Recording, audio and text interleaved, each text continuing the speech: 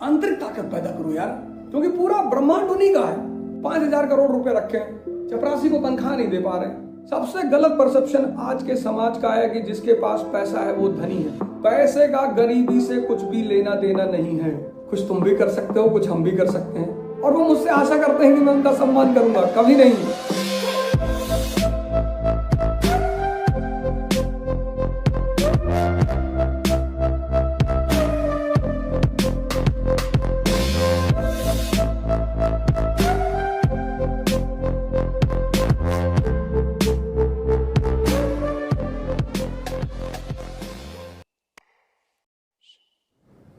समझिए कैपिटलिज्म को, साइकोलॉजी देखिए। ऐड आप बाहर निकलेंगे ऐसा लगेगा कि आपके पास गाड़ी नहीं है तो आप गरीब हैं।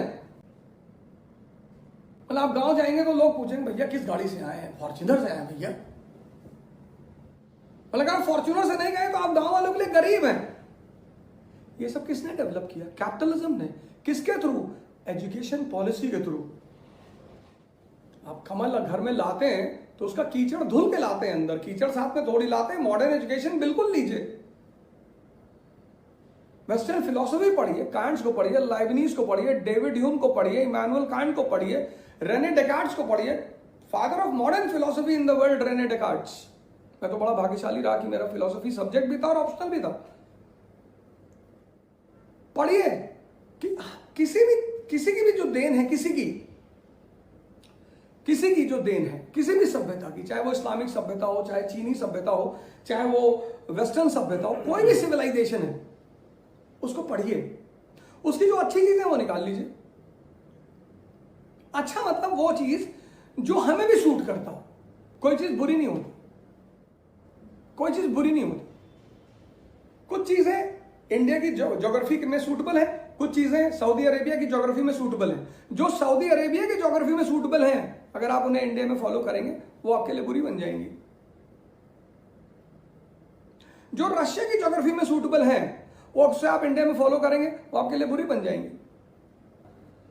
सबसे गलत परसेप्शन आज के समाज का है कि जिसके पास पैसा है वो धनी है। दिस इज, अगर आपके पास पैसा नहीं है और आप स्पिरिचुअली वीक हैं तो आप गरीब हैं। ये पूरी लाइन है। पैसे का गरीबी से कुछ भी लेना देना नहीं है।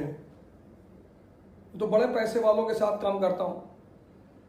मेरे बॉस ही हैं, अरबपति आदमी, अरबों रुपए आए, 3 महीने से लॉकडाउन चल रहा, उन्होंने पता ही नहीं किया कि भैया हो दुनिया में कि नहीं, और बहुत पैसा है। अभी मैं कह दूंगा जाकर तो पूरा भी मान जाएंगे। अब आपसे कह ही रहा हूं तो आप में से कोई ना कोई तो पहुंचा ही देगा। पैसे से अमीरी नहीं होती। अगर पैसे से अमीरी होती तो कबीर को कोई सम्मान नहीं करता। अमीर बनना है, ये बिल्कुल सही है, अमीर बनना है। कॉन्शियस से जुड़कर, कॉन्शियस से, मेडिटेशन से, योगा से। बाबा कौन सी यूनिवर्सिटी से पढ़ा है? बाबा रामदेव। लेकिन ये वेस्टर्न फिर कैपिटलिस्ट, इन्होंने कहा हिंदुस्तान के, इनको एक ही कल्चर से डर था। वेस्टर्न कैपिटलिस्टों को सिर्फ एक कल्चर से डर था, वो था इंडियन कल्चर। क्योंकि इनको पता था यहां सेंट्स हैं, यहां सूफीज हैं,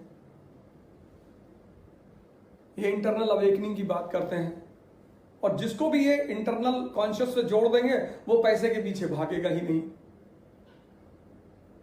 और जब आप पैसे के पीछे भागेंगे ही नहीं, इनका सामान कौन खरीदेगा? कैपिटलिज्म को समझिए, पैसे में अमीरी नहीं है। मैंने कहा ना, मैं तो बहुत बड़े बड़े लोगों के साथ काम करता हूं,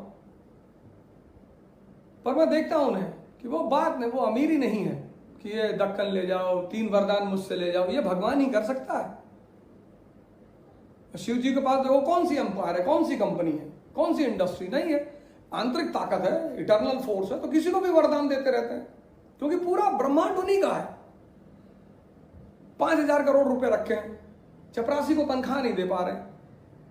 5,000 करोड़ के मालिक हैं, चपरासी को तनख्वाह नहीं दे पा रहे, अपने यहां एम्प्लॉयज को तनख्वाह नहीं दे पा रहे। और कितना पैसा? 5,000 करोड़। और वो मुझसे आशा करते हैं कि मैं उनका सम्मान करूंगा, कभी नहीं। पैसा रखे हो छीन लेंगे। लेकिन अगर अध्यात्म रखे हो तो नहीं छीन पाएंगे।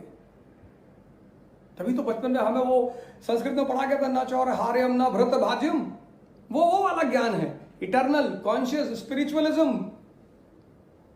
जिस आदमी के पास 5,000 करोड़ रुपया हो और अपनी चपरासी को सैलरी ना दे, अपने एम्प्लॉयज को सैलरी ना दे, और वो सोचे कि लोग मुझसे डर जाएंगे, नहीं तो मैं लोगों को निकाल दूंगा। तुम निकाल लोगे, हम उठा लेंगे। कुछ तुम भी कर सकते हो, कुछ हम भी कर सकते हैं। आंतरिक ताकत पैदा करो यार। ये देश है आंतरिक ताकत के लोगों का, भारत। उठाओ कुरान, फिर से पढ़ो, खुद से गीता खुद से पढ़ो, बाइबल खुद से पढ़ो, सोचो ये लाइन क्या कहना चाहती है। क्यों किसी भी संत का, फकीर का, सूफी का, औलिया का मजाक मत उड़ाओ। ये वेस्टर्न कॉन्स्पिरेसी के शिकार मत बनो।